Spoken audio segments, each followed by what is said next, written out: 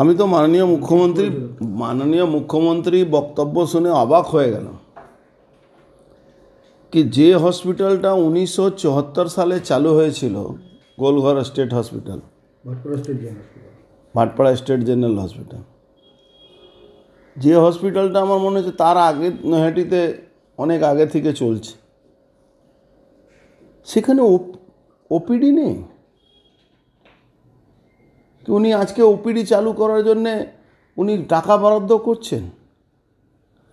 যে হসপিটালগুলোতে দুজন নৈহাটি আর ভাটপাড়া যে স্টেট জেনারেল, এই দুটো হসপিটালকে উনি 6 বছর আগে সুপার স্পেশালিস্ট হসপিটাল হিসাবে ঘোষণা করেছেন।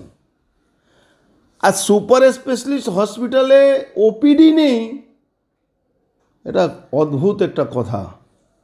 যে স্টেট জেনারেল হসপিটালে অপারেশন থিয়েটার, অপারেশন হতো, সার্জন থাকতো, ডক্টর থাকতো, আজকে না ডক্টর আছে, না সার্জন আছে, না নার্স আছে, কিচ্ছু নেই। 3জন 4জন ডাক্তার সকাল থেকে রাত অবধি কি কাজ করতে পারে আপনারা জানেন? শুধু রেফার হয়।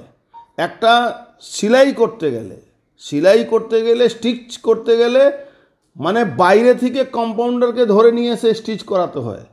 সেখানে উনি ওপিডি চালু করছে, গর্ব করে উনি বলছেন আমরা ওপিডি চালু করছি। What means? উনি মুখ্যমন্ত্রী, উনি একজন স্বাস্থ্যমন্ত্রী, 13 বছরের মধ্যে স্টেট জেনারেল হসপিটাল যাকে সুপার স্পেশালিস্ট হসপিটাল করেছেন, সেখানে ওপিডি নেই। এর থেকে লজ্জা কী হতে পারে? এর থেকে লজ্জা আর কিছু হতে পারে? নৈহাটি হসপিটালে কী অবস্থা আপনি দেখবেন, টুইটে আমি করেছি, কুকুর ছাগল গরু ওখান মধ্যে থাকে।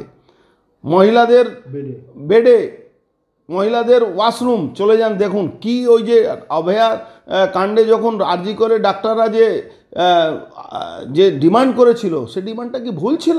কোনো ভুল নেই, তার 100% ঠিক। না বাথরুম আছে, না কোনো পরিষেবা আছে।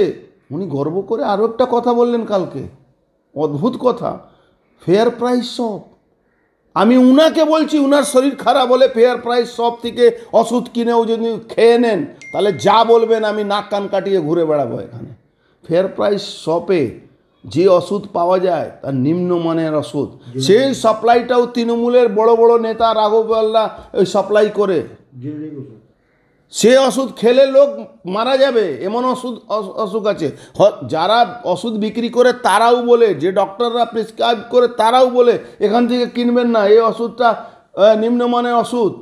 কত বড় স্কেম চলছে স্বাস্থ্য দপ্তরে, তার জন্যে ডাক্তাররাও সরব হয়েছে, তার জন্য ইডি সিবিআই ইনকোয়ারি চলছে।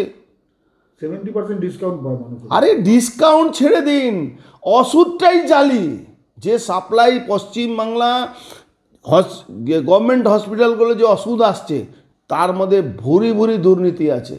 আপনি জানেন, কলকাতাতেই আপনি ধরে মিডিয়াতে এসছিল, ইউজ স্লাইন, ইউজ ইঞ্জেকশন, আপনার সিরিঞ্জ সবটাই ডাস্টবিন ওখান থেকে নিয়ে গিয়ে ওটাকে রিসাইক্লিং করে নিয়ে চলে আসছে।